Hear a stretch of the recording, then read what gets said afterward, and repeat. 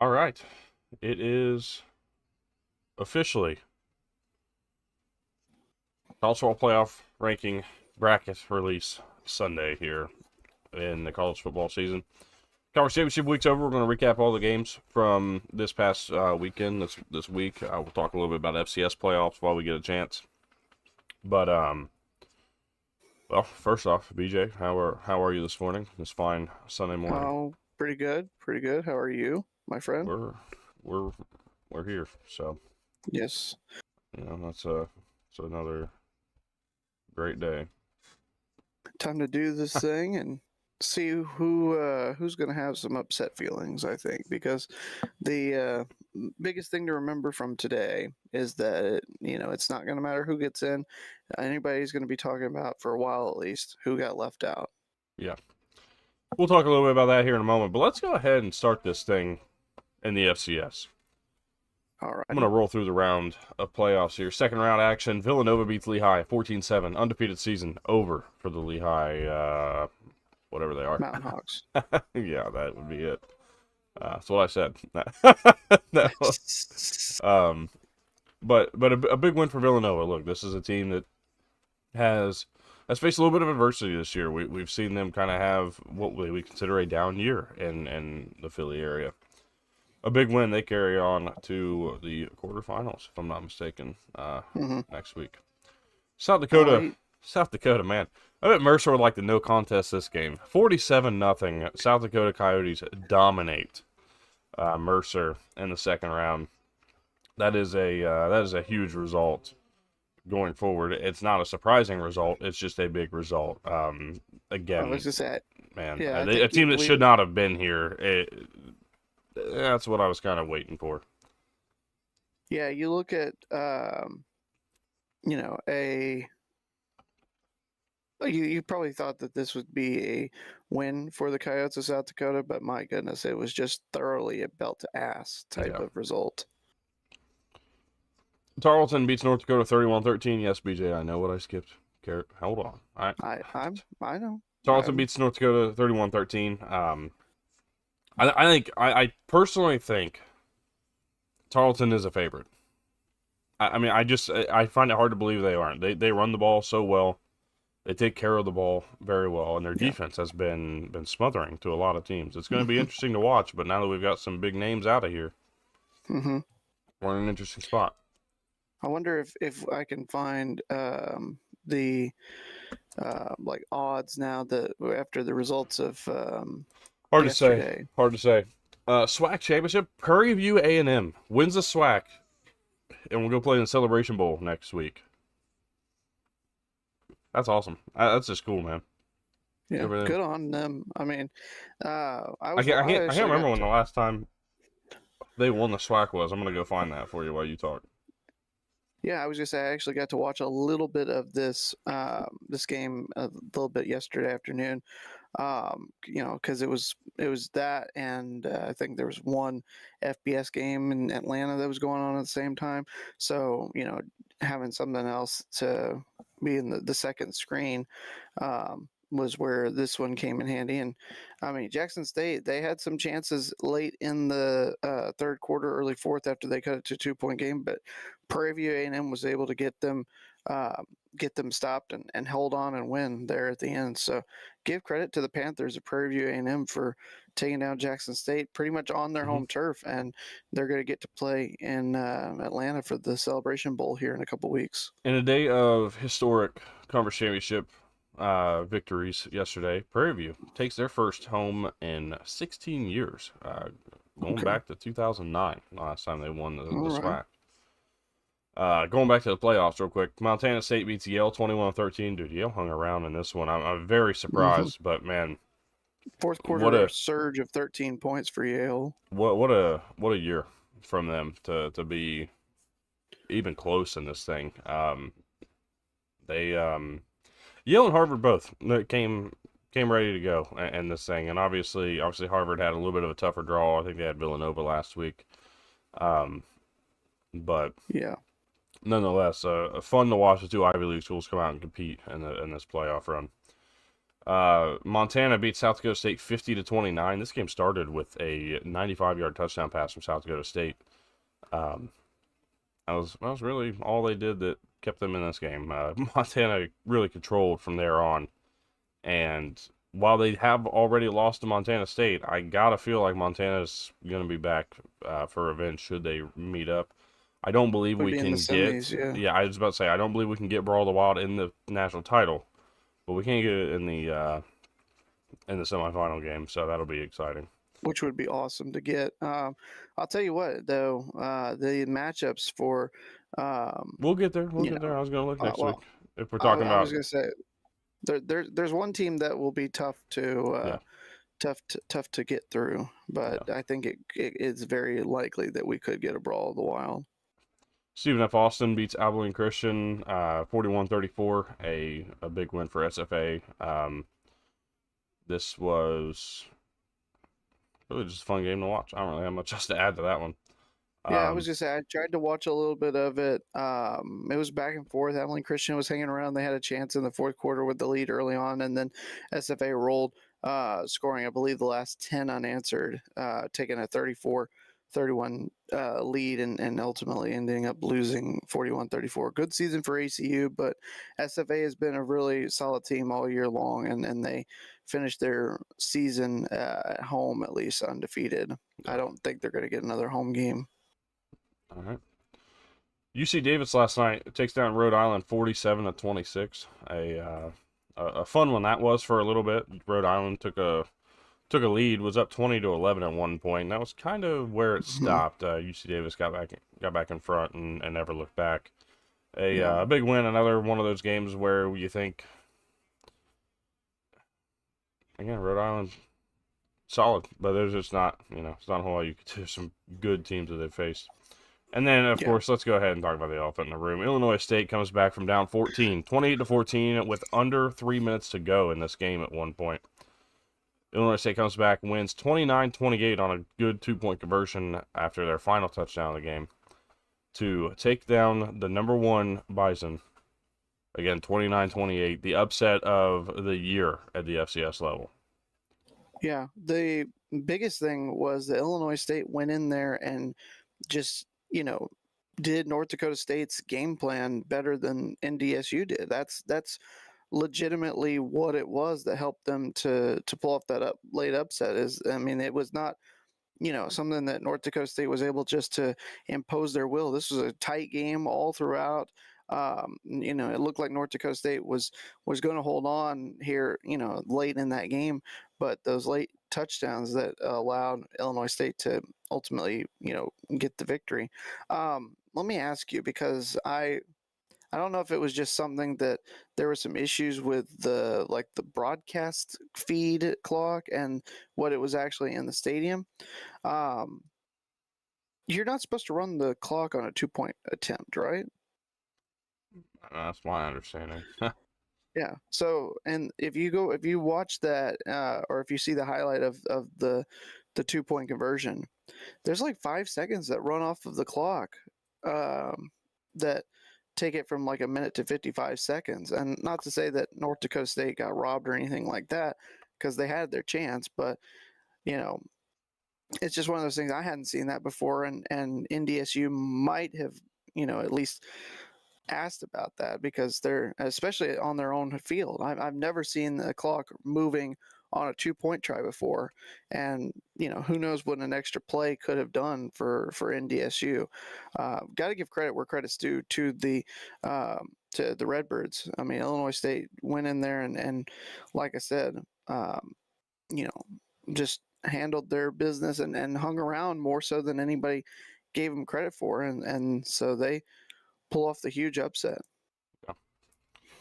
Moving on to the quarterfinals matchups, we got Montana State hosting Stephen F. Austin. That'll be a fun matchup. It's definitely a tougher one there. We got Villanova and Tarleton State. I'm excited for that. I think Tarleton State's gonna win that though and punch their ticket to the semis.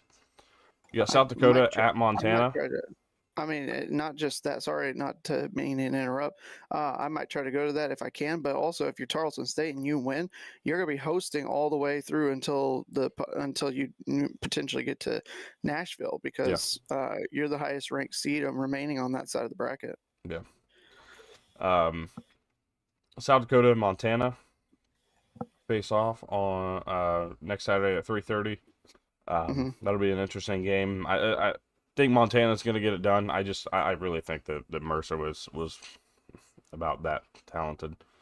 Then we got UC Davis and Illinois State, the two of the teams with the most losses in the FCS playoffs that are making their way to this quarterfinal round, and one of them will make it to the semifinal. So that'll be exciting. So Yeah, there's next week is, there's going to be only one game that competes at the FBS level. So if you're, starving for a little football action before the Army Navy game, definitely tune in and watch these FCS games. It's been a fun ride watching through the this FCS playoffs, and obviously we're still got a couple other classifications to go, but we can hold off on those for a little bit if you'd like. yeah, because of where we're at on time, let's go ahead and Yeah. and get ourselves set up for the ranking show that we are going to sit here and sit through and suffer through for you guys. And when I say suffer through, we just know it's going to be about 30 minutes before we get there, so we'll do some stuff in the meantime on that. But Yeah. going through some of these results, let's get the ones out of the way that just, not that they don't matter, but they're not important to the playoff race. Boise State beats UNLV 38-21 in the Mountain West title game. Kennesaw State beats Jacksonville State, gets a little revenge, gets their first Conference Yeah. USA title. Improves Yep. from 2-10 to 10-3 on this 2025 season. So exciting for For the Kennesaw Owls. State, man. They did a great job in the offseason putting things together. This was quite a different from the first matchup. Kennesaw, had like 2 or 3 red zone turnovers in the first matchup. Jacksonville State was the one that had, I think, 1 or 2 in this game. Kennesaw was ahead like 10-0 or 12-0, in fact, in the fourth quarter. Jacksonville State gets a fumble recovery on the safety punt, and then they score 15 unanswered. It looks like Jacksonville State's going to find a way to pull out a win that they probably shouldn't have, with not scoring until the fourth quarter. But the last drive, Kennesaw State, they convert on they hit like a 3rd and 27 to make it 4th and 1. They convert that. They convert a 4th and 10 when they had to have it with Odom using his legs, getting it on the ground, and then the next play's a touchdown. So Kennesaw State, give them credit to hang in there after Jacksonville State had seemingly stole all the momentum and end up getting the conference championship victory. We got Western Michigan taking on Miami, Ohio, 23-13. They win the MAC for the first time since, I believe, 2016 under PJ Fleck. That sounds right. Going through the final couple G5s real quick. Tulane beats North Texas 34-21. Likely to punch their ticket to the college football playoff. As a matter of fact, I'm gonna confirm they punched their ticket to the college football playoff. James Madison with the win, 31-14 over Troy. I'm gonna confirm that they have punched their ticket to the college football playoff because of this result right here. Duke takes down Virginia for the ACC championship. And ACC fans, you're a little bit on edge now because you don't know what they're going to do with Miami based on the precedents set. We'll talk about what we think should happen here in a moment. But Duke, 27-20 win in overtime after Virginia ties this game with 18 seconds to go. You think, okay, here we go. All momentum on Virginia's side. They're going to find a way to be the Cardiac Cavs once again this season. Duke said, no, we're shutting that shit down. Interception on the second play of overtime. Or Actually, maybe the first play. Yeah, the first. Yeah. Because it was right. I don't know. Somebody sent a text 30 seconds before it happened, so I didn't. I was able to turn it off and go downstairs. It was somebody else. I sent a message after somebody else had sent a message.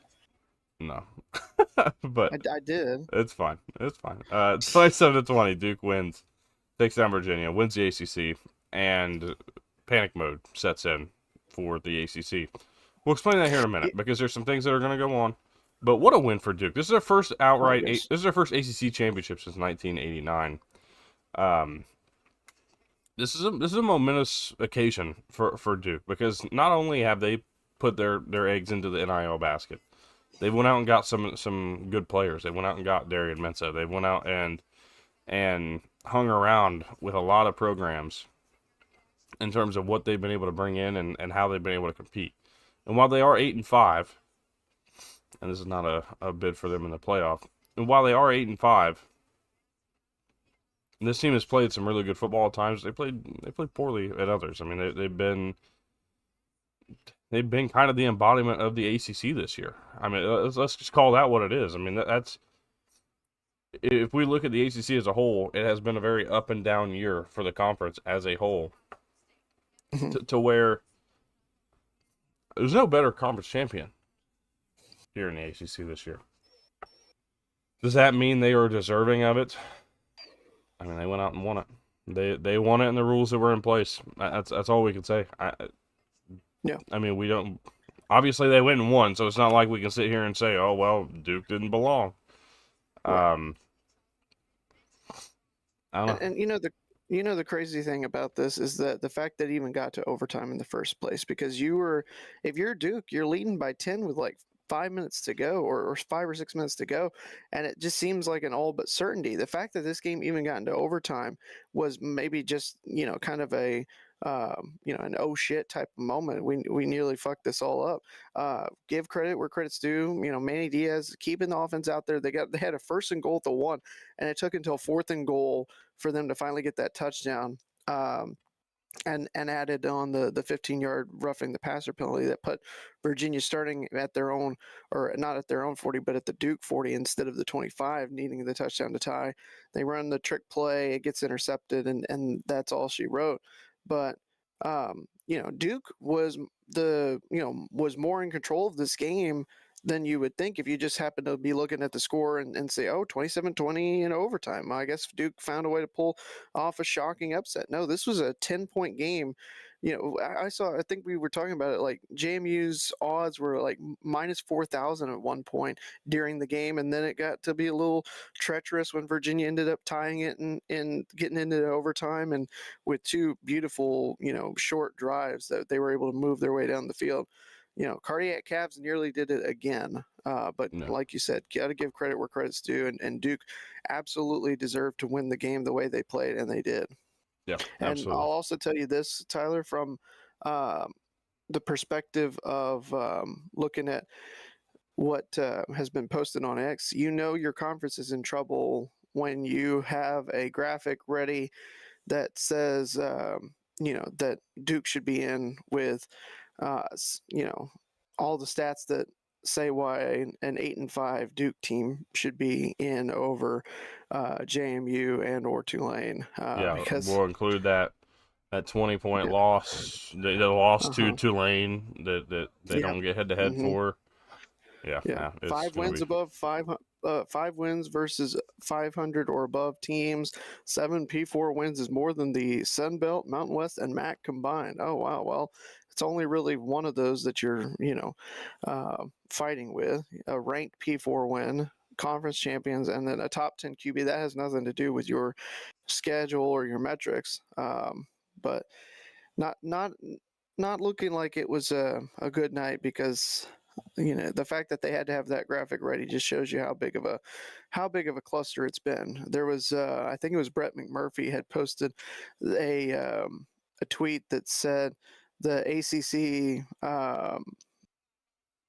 ACC bowl rep, when asked what ACC bowl picture looks like after Duke's win and Miami and Notre Dame's playoff uncertainty, quote, is clusterfuck one word or hyphenated?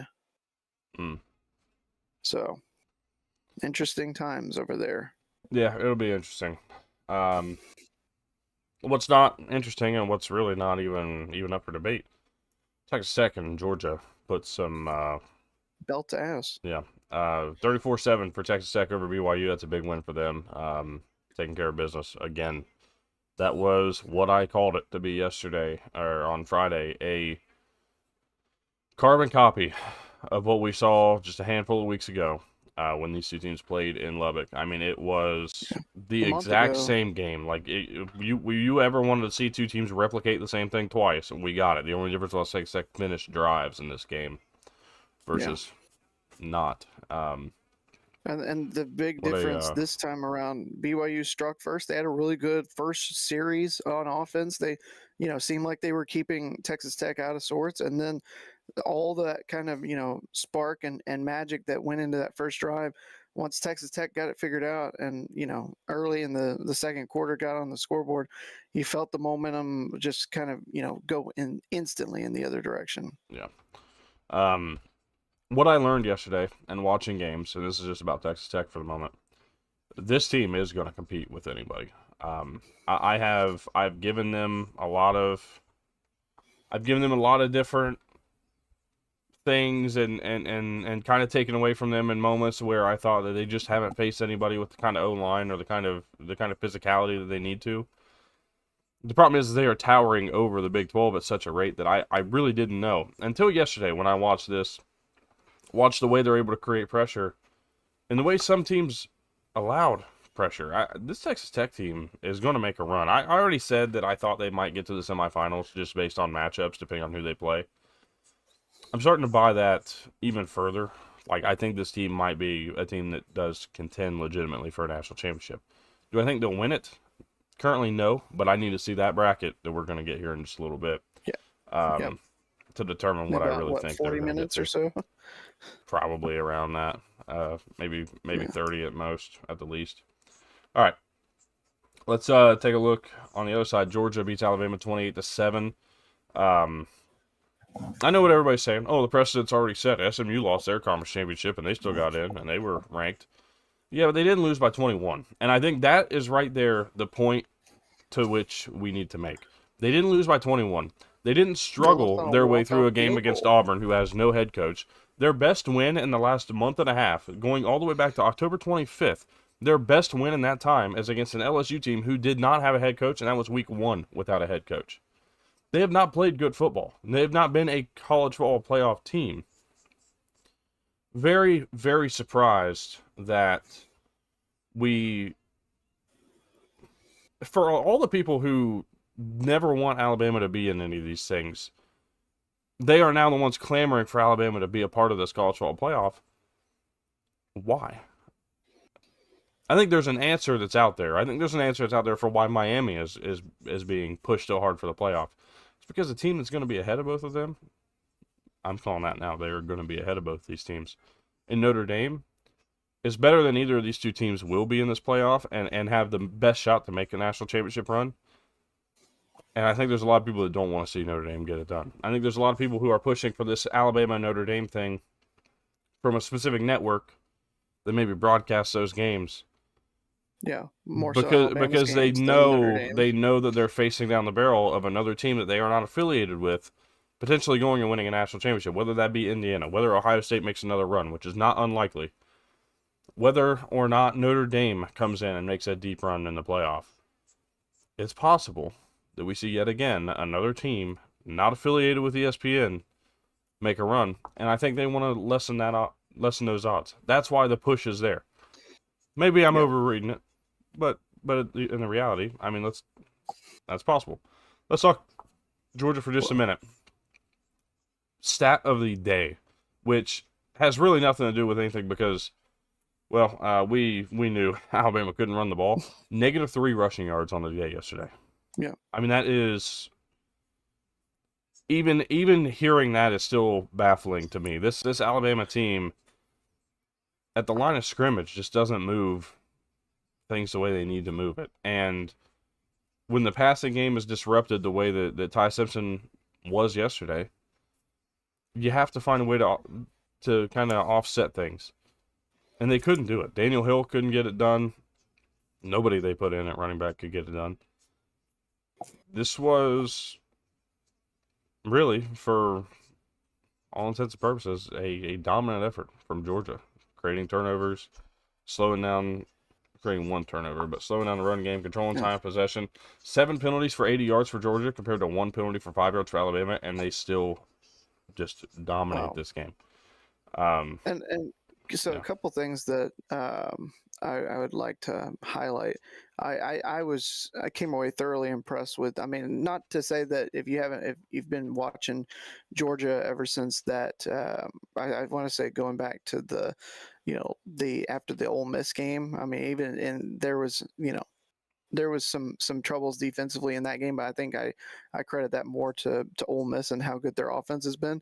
Um, but if you go back and you've looked at what Georgia's done defensively here recently, it has been night and day compared to what we saw in September and the early parts of this season. It looked like early on in this year that Georgia's secondary was going to be their weak link, and they were going to only go so far as that secondary was going to go, and that's not been the case. I mean, that secondary yesterday was flying around, and you knew if you're Alabama and you can't run the ball that you're going to have trouble playing in that against that defense, and that with your if your passing attack is limited. And not to say that Bama didn't find some success, but it was very few and far between. I mean, Tyler, 1-11 Charlotte ran for 46 more yards against Georgia than Alabama did yesterday. That is just absurd to think about. So, like you said, tip of the cap to Georgia and what they were able to show defensively in really just dominating that game. Before we go on, I did want to point out, and I know there's a ton of examples from the 4-team era of a team, falling out of the picture after We'll they get to lost the conference. actual playoff conversation here in a minute. I Yeah. got a whole thing for this while we're killing time. I just want to go through results for a moment. Okay. Indiana takes down Ohio State 13-10. First outright Big Ten title since 1945. This is huge for the program. They are 23-2 now under Kurt Cignetti. Yeah. 23-2, Indiana. At any time did we believe that this program would ever have something like that in front of them? Not outside of a video game. I've done it a couple of times. But like that's it. This is not the Indiana that we are used to. This is not the Indiana that we may ever see again. I mean, they're playing the NIL game, but they're doing it smart. They're doing it the right way. And when I say the right way, they're doing it with the intent of preserving the future of the program while also going out there and winning games. Great coaching, great strategy, and they did what felt impossible. And part of that comes down to what they were able to do against Ohio State's run game. Yeah, you're right. Sorry, 24-2. Yeah, 24-2, because they were 11-2 last year. Yeah. Part of what made them so good yesterday was how they were able to slow down Ohio State's rushing attack. Really keep Ohio State from minimizing possessions. And even though this game did take this game was slowed down pretty significantly. The ability to slow down that Ohio State rushing attack forced them to try to make things happen through the air and create these passing downs with which they could bring pressure and get to Julian Sayin. They made him uncomfortable. That was the first crack in the armor that we've seen of Julian Sayin since the Texas game. And the reason I say since the Texas game was because that was clearly not anybody's best effort on either side in that one. If you played that game again, Ohio State probably dominates Texas, but that's not what we saw here. It's not what we're talking about here, really. Right. 26 carries for 58 yards. That's 2.2 per carry. It just wasn't enough to keep them in the positions that they felt like were advantageous to them. And keep in mind that 58 yards comes on the back of a 20-yard run from Bo Jackson at one point in this game, which I believe was the longest run of the game. I mean, he had another one. I think it was late in the third quarter that, it was a shoestring tackle that brought him down, and it looked like if that didn't get made, he was going to go to the end zone. Ohio State retakes the lead, and who knows how that plays out differently. Instead, that was the drive that they get inside the 5-yard line. They try the QB sneak with saying it looks like he got it. They go to review, and it ends up being ruled that he was short, and Indiana gets the turnover. And that then they went through the entirety of the fourth quarter trading blows. Ohio State got back into range to tie it late, missed the field goal, and Indiana made a couple of big plays to milk the clock almost all the way down. Where have we seen Jaden Fielding miss a field goal in a 13-10 game before? No, I'm just kidding. But no, no, sorry. Are you No. just trying to rub salt in the wound right Well, now, no, knowing because I who's mean we got our watching? ass kicked last week. I don't think I have much room to say anything. But um, no, Yeah, I and, just and Colin's right. There was more than just that one. no, That's there the were one that really screams out to me in there thinking were a back on lot it. of opportunities I felt in this game where Ohio State just didn't push the pace. Like this felt very similar. And Colin, you may actually agree with me here. The game planning and the way they tried to attack this game reminded me so much of what Michigan did to them last year. Like if you take a look at the two game plans and take a look at what Chip Kelly tried to do against Michigan last year, tried to run the ball, tried to run the ball, tried to run the ball, couldn't run the ball. Never pushed the ball downfield. Never really took those deep shots. Took one, which ended up being a touchdown to Jeremiah Smith, but that was a red zone a play like near the red zone.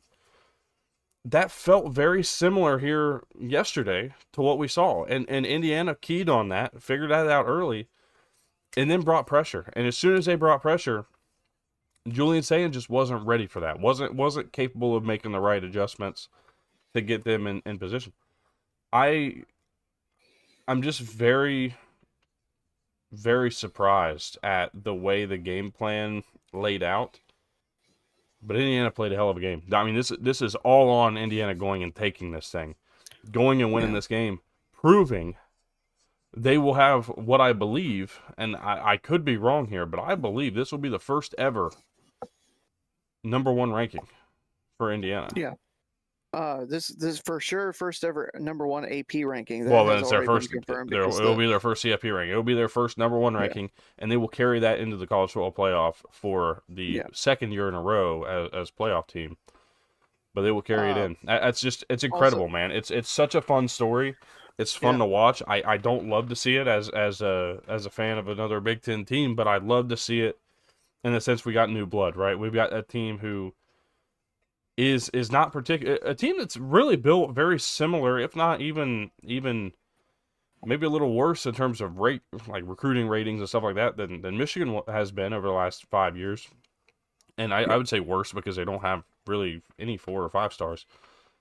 But they come out and the coaching outshines anything else. They put themselves in advantageous positions all year long. They're now 13-0 because of it. And they've got a huge opportunity to go out here and make a serious statement in the college football playoff. I'm excited to see what their matchup looks like in round 2. We know they're getting a first round bye. We know they're getting the 1 seed. We just want to know who they're going to play. We'll find that out in probably about an hour.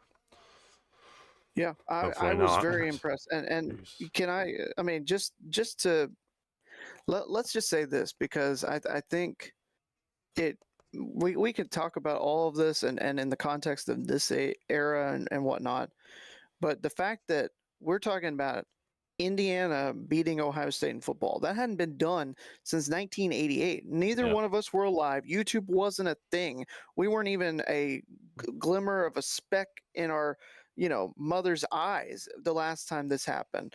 So taking into consideration, a 30 plus year stretch where Ohio State had dominated and won every single time against Indiana. Indiana in the last 5 or 6 seasons has ended long losing streaks to Penn State, to Michigan, and to Ohio State now, and even longer streak as you mentioned of 80 years the last time they were um, outright Big Ten champions. It's just an incredible turnaround that Cignetti has allowed this program to find success for the first time really ever, and Yeah. especially in this modern era. And I don't ever hear, and maybe I'm not looking at the right sites in terms of like uh, coach of the year awards or whatnot, but I don't ever hear Cignetti being brought up as a favorite. I think there's nobody else that you should Oh, he give should be this coach of the award year. to. He should 100%. absolutely be coach of the year. 100%. There's nobody I else don't. it could be. Let's go through this And real quick, so, okay? yeah, Ryan Day would be up there. Should they have gone 13-0, defending an undefeated or defending a national championship season by going unbeaten? yeah, Um, that's an up there category, right? Manny Diaz deserves a little bit of credit for winning an ACC title, no matter how they yeah, did it. You could go with Joey McGuire. I'm okay with that. We could make the turn down to Kennesaw State. Yeah. I just think there's a lot of opportunities. There's a lot of guys I think who could be deserving. There's Joey McGuire. I think you may have already said that, but and there's a lot of options and a lot of opportunities as to who should. Now I will tell you right now that I think the Broyles Award, without question, should be handed to Matt Patricia, and it should be handed to him already. There's no question about that. Yeah. But as for a Coach of the Year, I mean, I don't see how you don't. I really don't. I don't see how you don't give that to. Because he didn't get it last year, I don't think. If I'm remembering right. I don't personally remember, but it's not a. I can look. I mean, we got time. Well, we do, but I do have a Jake Dickert. Jake Dickert would be. Oh, I love that. Jake Dickert would be awesome. But they're 8-4. Last year was Freeman. It looks like Marcus Freeman. Yeah, and I mean the which changes was there. A good purse. Yeah, there's a lot of good options this year. That's for sure. Yeah. All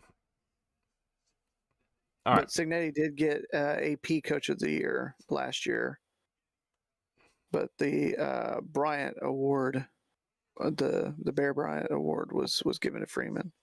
Okay. All right. So playoffs. I'm gonna give you cases for everybody who's questionable. Okay. Yeah. BYU. I'll give you the Satake approach. The Satake mushroom approach. No, I'm just kidding. That's not what I'm going to call them. I would prefer if you don't, please. But no, but seriously, what? Damn it, dude! I shouldn't make myself laugh like that. No, the Satake approach is we played the best team in the country twice. Who else could say they've done that? Oh, okay. I mean, I get it, but you got blown out twice, too. You didn't play them close, so either way. And it's even that's it for BYU. We're not right. They're out. You can make an argument that Texas Tech isn't even. I think they're up there. They're in consideration. They have a case to be made that they could be the best team in the country. Yeah, but I'm not interested in the argument of what. No. I'm not interested in the argument of opinions, right? I'm interested in like he's the one that's coached against them, not me. I'm not going to sit here and say. But I was going to say the metrics before that game yesterday were a little bit better for them than some of the other bubble cases. They needed to lose close or win the game. Yes, that's what they needed, and they weren't in any regard close. Yeah, they lost 2 games by I think like a combined 50 points against Texas Tech this year. Yeah. You could play the best team in your line twice, but if you lose each time by an average of 25. It's not good enough. That was your chance. You had your chance to play in the playoff and you lost it. That's all there is to it. You're not one of the 12 best teams. If you don't expect that you could win in a rematch against one of the 12 best teams by a closer margin than you lost the first time, you don't deserve to go and lose by 30 to somebody else's best. So let's talk Miami Notre Dame real quick. Actually, let's talk Alabama. Let's just talk Alabama real fast. Yeah. It's unprecedented because we've only got 1 year of 12-team playoff under our belts. But it is unprecedented for a team to drop out of the college football playoff rankings after losing a conference championship game. Yes, because that team that was not knocked out lost by 3 to Clemson.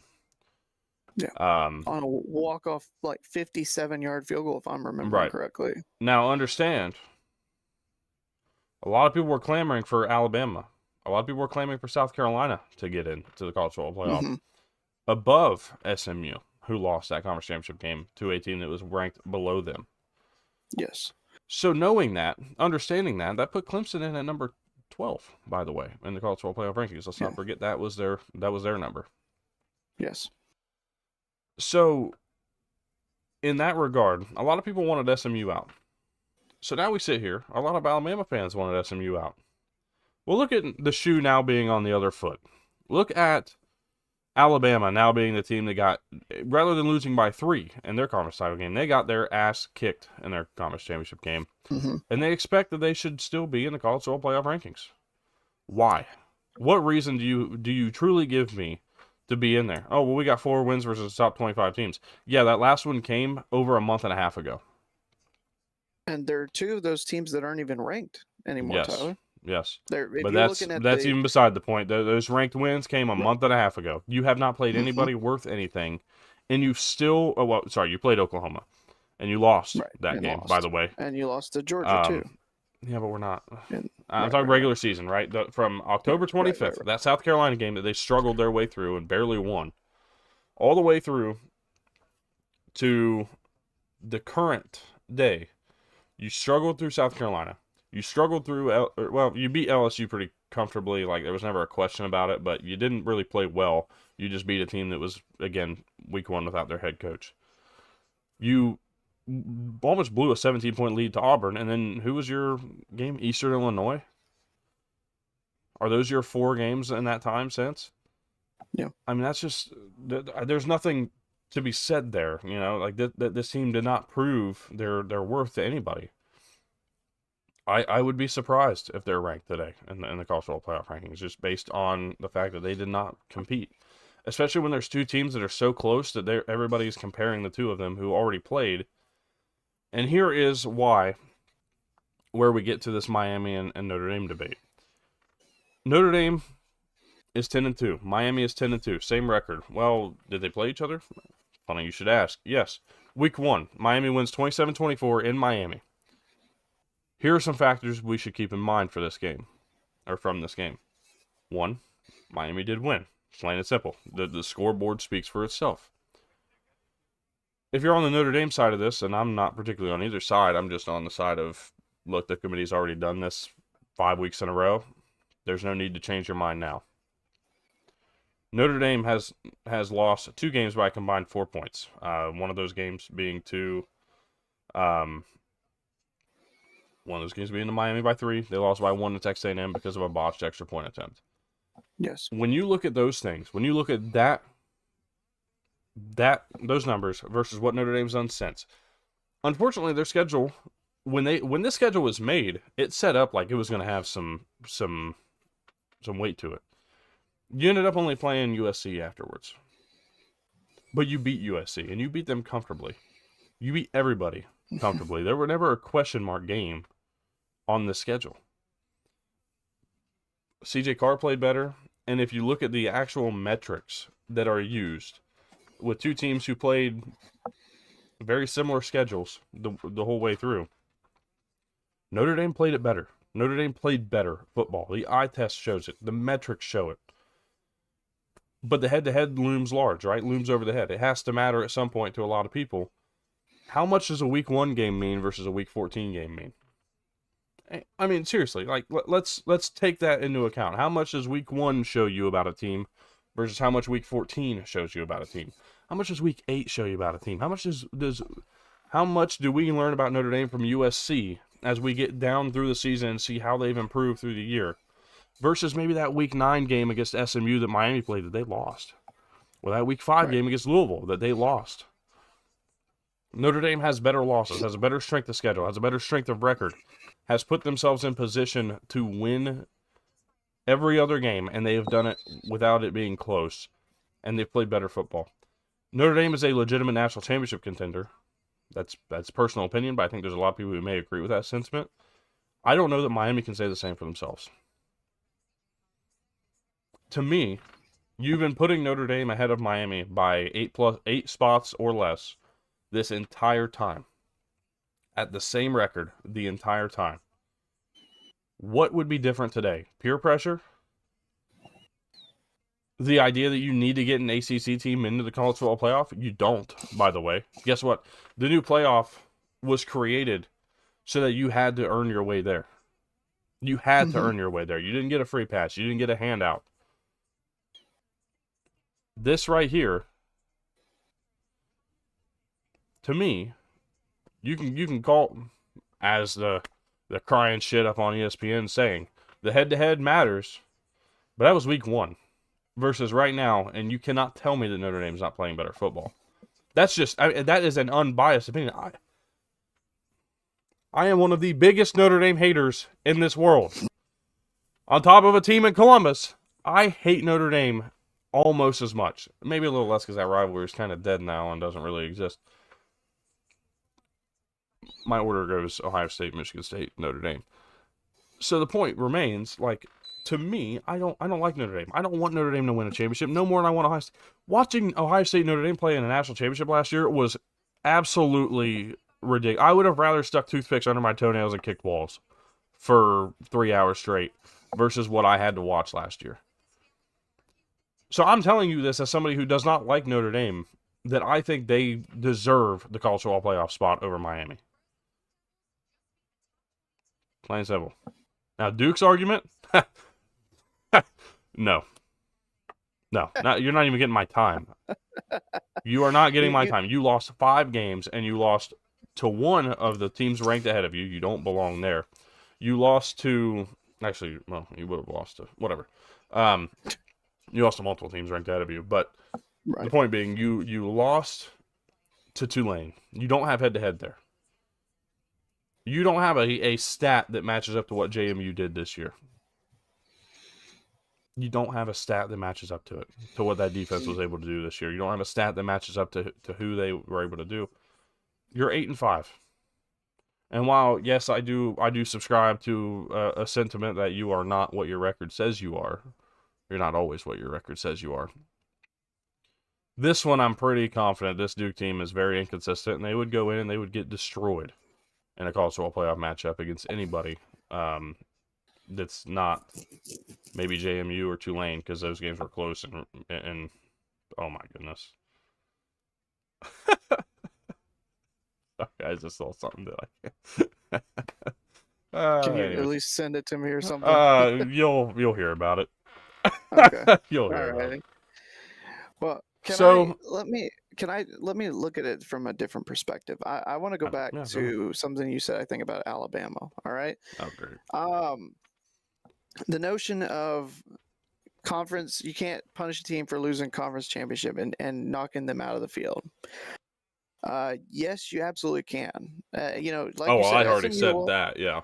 Well, SMU went from, I believe, 8th to 12th in the rankings last year after they lost on that walk-off field goal. They went from 8 to 11 because they had to be 11 to get in. So they were... Right. I meant what they actually, because they moved things around with the auto bids and whatnot, their actual ranking was 12, but they were the 11th seed when the field came out. What was Boise State ranked? Because here's the thing: they were ahead of they were ahead of Arizona State and Boise State and Clemson, even still. To where Clemson got the 12. I think they either fell right to 11 or 10. Yeah, but they still fell. Is the point? They still fell at least two or three spots for losing by 3 on a walk-off field goal. Yes, that they absolutely can, punish a team for that. Not just that. But 2023 Georgia, I know it's a different era, 4-team versus 12-team. 2023 Georgia was undefeated, the number 1 team in the country. They fell to 6. Florida State was undefeated. They won their conference championship and they dropped to 5. Different circumstances per standing, obviously. USC in 2022 they lost to Utah, and Ohio State jumps in over them and gets that last spot. 2019 Georgia was number 4. They lose to the buzzsaw of 2019 LSU. They're out. 2018 Georgia lost to Alabama in the SEC championship, another 1-4 elimination game. They were out again. Both Auburn and Wisconsin in 2017 were in the top 4. They lost their conference championship games. Auburn flip-flopped out and Georgia got put in that case. Wisconsin was out when they lost to Ohio State, and Alabama got to go. So to say that there is a precedent of keeping a team in that lost their conference championship to an extent is true, but not in the sense that you think it is. And I don't think it's a precedent. I think it is a individual year by year, case by case basis, which is what you would hope. It is literally a 1-year result. Correct. That's all there is. That's all they have. Yeah. They call it a precedent, but you can't call it that when it hasn't. No. It's If happened it holds, once. It's happened once to if a team it that lost by 3, not a team that lost by 21 in their yeah, conference championship game. right. The result has to matter. Nobody gets Yes. should be blown out like that and have this case to be made still. Yes. If I'm doing it, if I'm ranking this, I'm putting Notre Dame and Miami over Alabama. And I think that's the right play. I was going to tell you that if you're looking at it from the AP perspective, it will be Notre Dame and Miami ahead of Alabama because Notre Dame is 9, Miami is 10, as opposed in the new AP Top 25 that's come out this morning. But We all got that a to say third that interception from Colin. He's down 14-0 to RJ in the dynasty. oh, good That's Lord. what I've been watching. I just kind Okay. of looked at. No, that's just not what I want. I want Colin to be RJ, and then I just want my free path to 11-1. Go to the playoff and not have to play in the conference title and not play either of these two. That's what I want. It was I setting get up you. perfectly until now.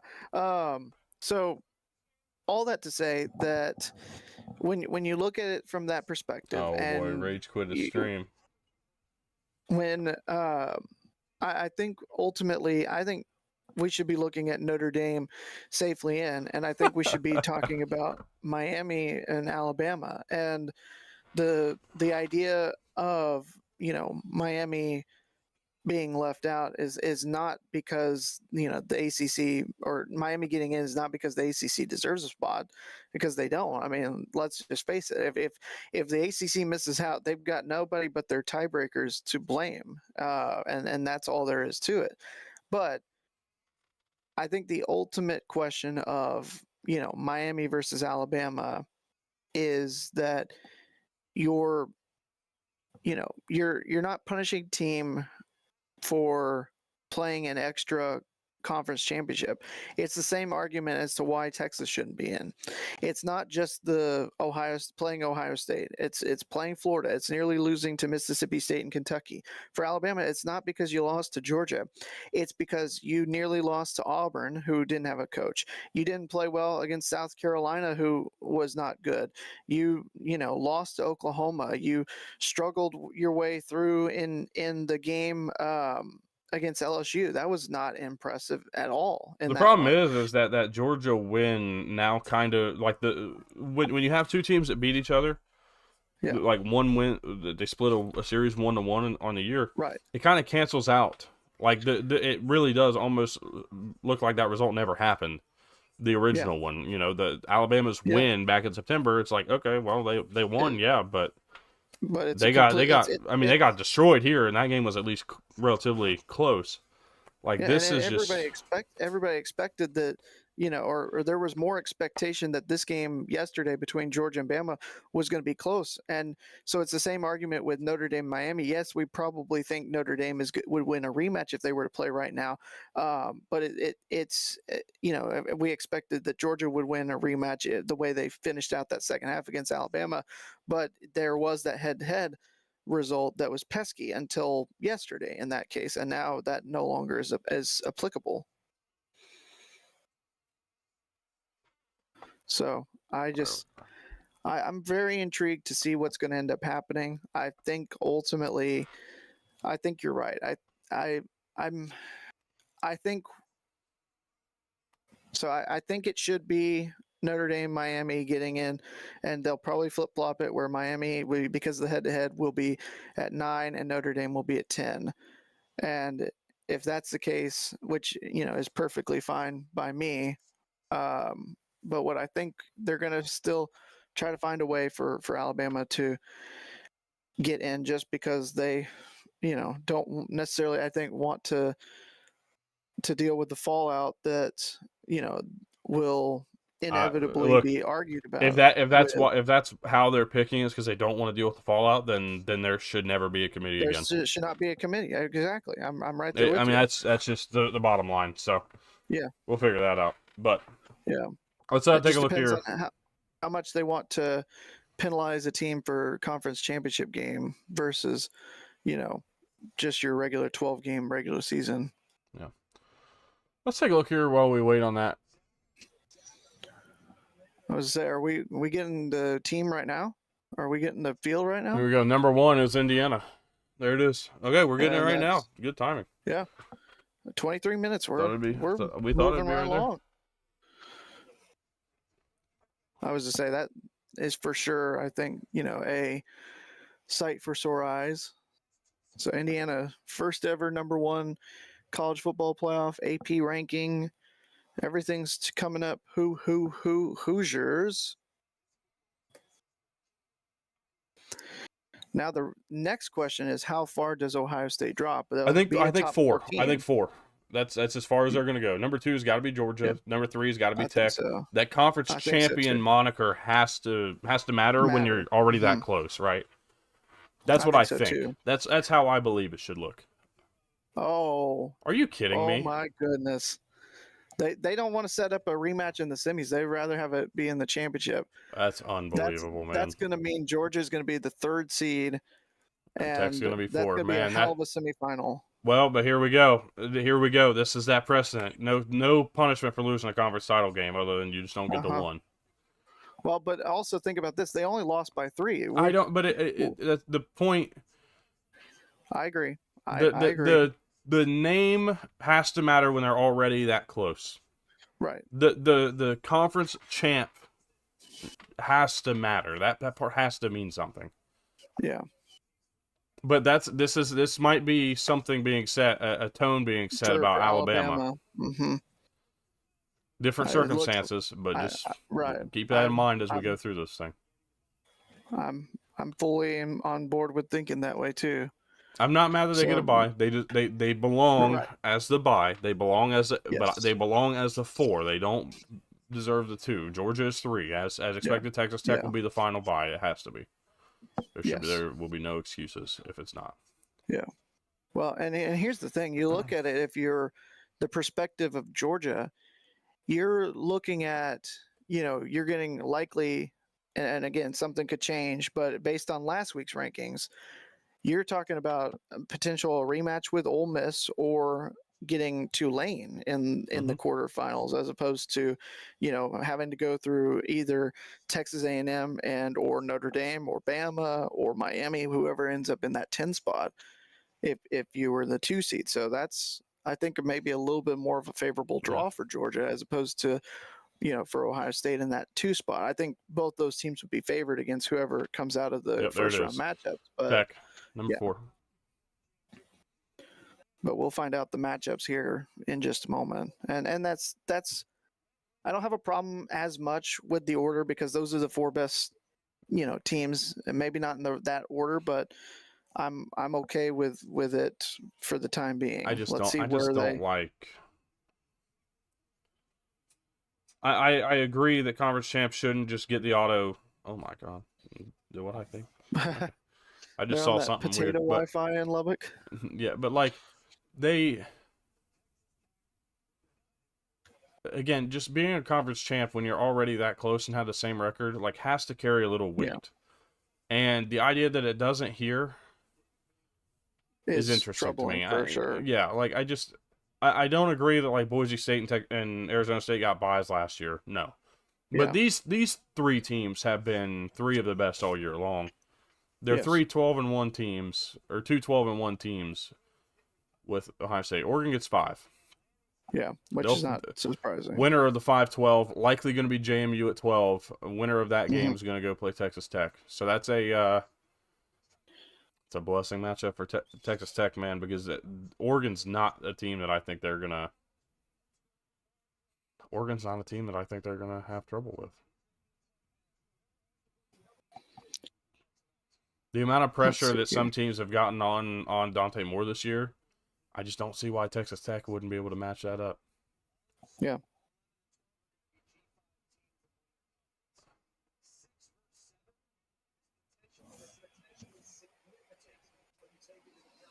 So Indiana's going to go to the Rose Bowl per Brett McMurphy. Yeah, we'll get to all that here in just a minute, though. I just want to see what we end up with here in this. Ole Miss at number 6. Yeah. So Pete Golding's going to lead these Rebels into the playoffs at number 6, with the chance to go play Georgia in a rematch in the second round should they get there. They're likely going to get Tulane again. That'll be a second matchup with Tulane. I'm very intrigued by a rematch there.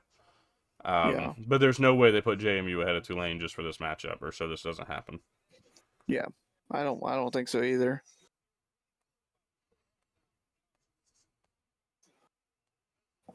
So 7 should be Texas A&M based on what we saw last week, and then the real intrigue begins after that.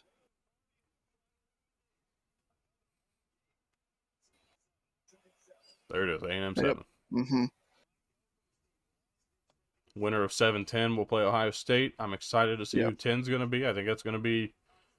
It could be Alabama. It could be Notre Dame. It could be Miami. I think Notre Dame's going to be 9. 8 will be... 8 will be Oklahoma. It would have to be, yeah. Yeah.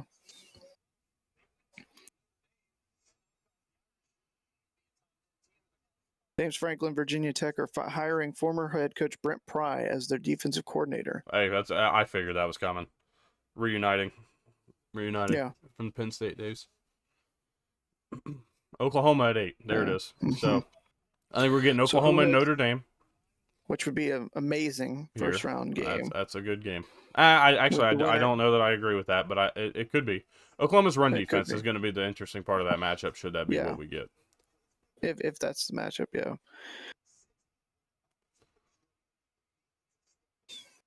Also, Iowa State has apparently opted out of a bowl game as well with the Matt Campbell to Penn State move. So Cyclones now the second Big 12 team that has opted out of a bowl. It'll be interesting to watch that because I'm curious. I'm intrigued by that Jimmy Rogers hire. We're going to talk coaching carousel sometime this coming week.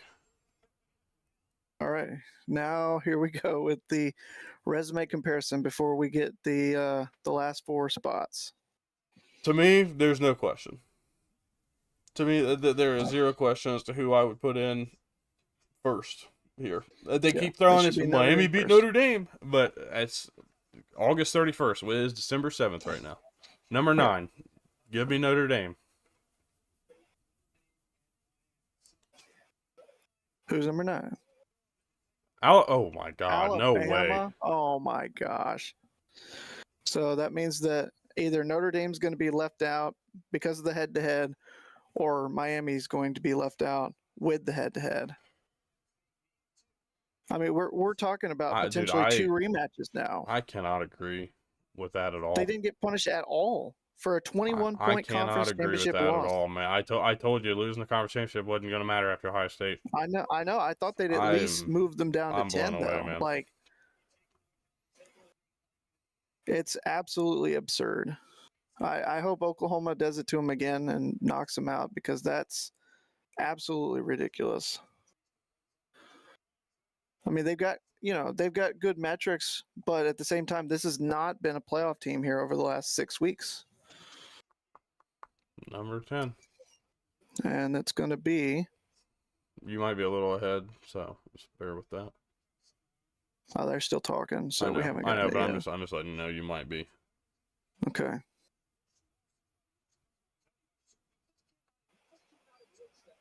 Dude, I don't know. It's a little... No matter what, I just don't think the right thing was done here, but... Oh, no. Absolutely not.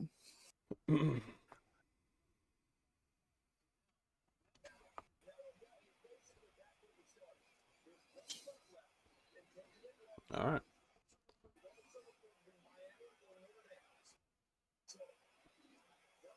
Number 10 is Miami. Holy shit.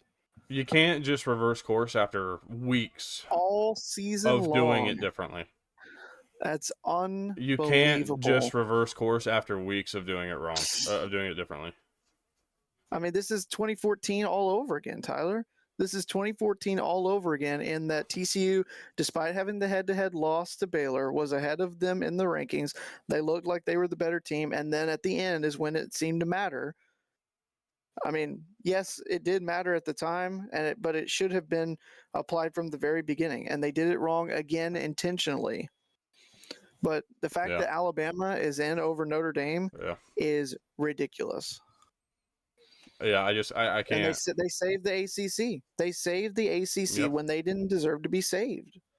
That's all that there is, Yeah. flat out. Yeah. No, there's no. I mean, I think Miami There's and surely Notre Dame should have both been no. in over Alabama. I get But the head-to-head argument, and I'm okay with it, but you ignored it all year. yes, You absolutely ignored it all year, and hmm today you decide to change your mind and change it up. I just can't. I can't agree with that whatsoever. no, no.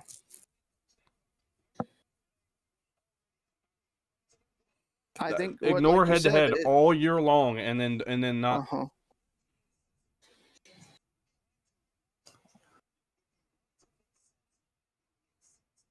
If the committee truly Hang on. had a spine,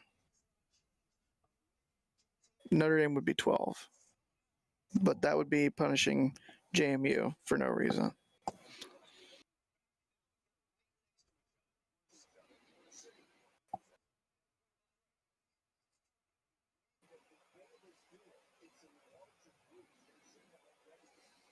Yeah. Yeah, I just you can't. They ignore it all year. Put Uh-huh. Miami at the beginning of these rankings 8 spots behind Notre Dame. If you were not that Yeah. confident, then don't put Notre Dame up there. Yeah. Plain and simple. Don't put Notre Dame Right. up there. Mm-hmm. That is one of the biggest rug pulls I've ever seen, and you know it was pressure to get the Power Four in. Yeah. But Oh yeah. I mean, I just cannot believe. I'm more shocked that we're talking about Bama not moving an inch for losing by 21 in a conference championship game. All right, I mean, just the Ole Miss, fact of the matter Tulane, that they weren't Oregon, punished at JMU, all. great. Cool. Congrats to them, I guess, man. I am not even remotely. I'm not even remotely impressed, man. No. I mean, and the That fact of the matter is is, beyond. To me, it's beyond wrong, man. yeah. It's more like you gave a team all this hope that they're going to be in the playoff because they've been ranked Mhm. ahead of them for 6 straight weeks now. Yeah. And then you pull the rug at that final second, that final minute is just asinine to me, man. I can't. I I hope we get I cannot agree. I hope we get a justified. We won't, dude. They're gonna talk around this, and we already Well, know it. no. Well, no, I get that. I'm meaning is we need a valid reaction from the college football fan base at large because there was not nearly as much, I think, um, people upset about TCU being left out in 2014, and it's the same damn thing, and now it's happened to Notre Dame. And it's wrong. It's absolutely wrong to do that to Notre Dame. I strongly disagree. I think it should have been Notre Dame at 10 going to Texas A&M and Miami get 9 going to Oklahoma, or Notre Dame at 9 and Miami at 10, and The, even with the the head to head, you know, just yeah.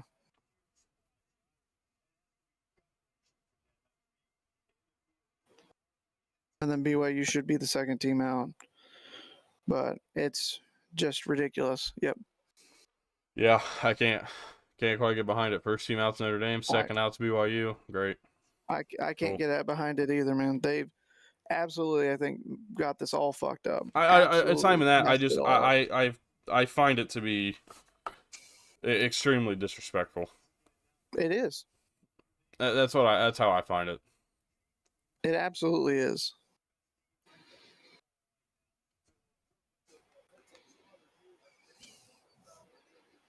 It's just this.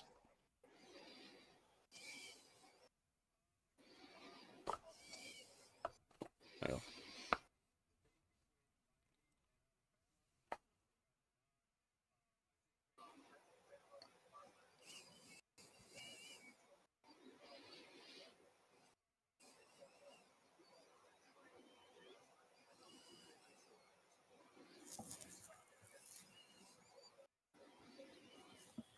It's ridiculous.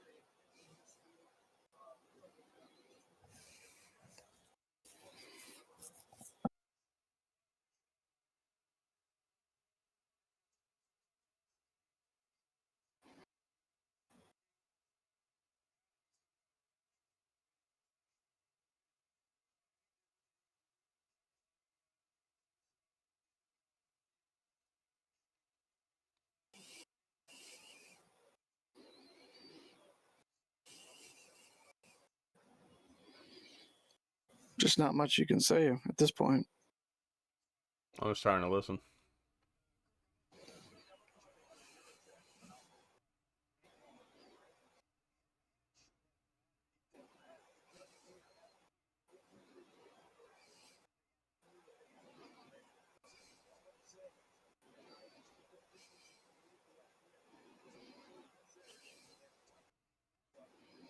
I'm with Reese Davis there.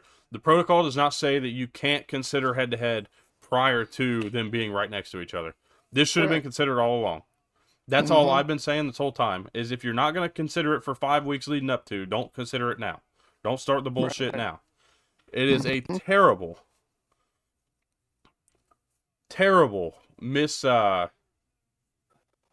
really just misuse of the power, man, to be a part of this thing and to have signed off on these rankings weeks and weeks at a time with Notre Dame that far ahead if you were just going to rug pull at the last second. As somebody, again, who cannot stand Notre Dame, the fact that I have to defend this is crazy.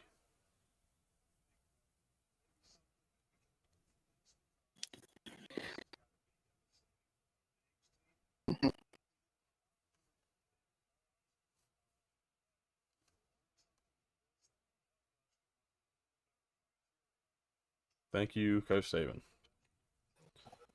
Because everybody agrees now. Everybody wanted Notre Dame out behind Miami the whole time, but now that it's actually happened, because we all didn't think it was actually going to happen, it should have been that way the whole time. There should never have been a reason for Miami. If Miami was going to be ahead of Notre Dame, ahead the whole time, they've had the same record the whole time. Yeah, there is no reason. The only reason they started behind there's no reason for the rug pull, man. Yeah, there's just because full ownership. But it doesn't matter if they have the same record. Drop them below. If they have the same record, they go down. I'm right there with you. The only thing I can think of is that they started them behind because of the loss to SMU. That was the first ranking, and they had the same record head. They were looking at it from the perspective of moving the ships along in the night. It shouldn't have ever been to the point that it got where we are here and Notre Dame's been in, out. It's ridiculous. Yeah, I don't know, man. I'm just stunned. Honestly, I just...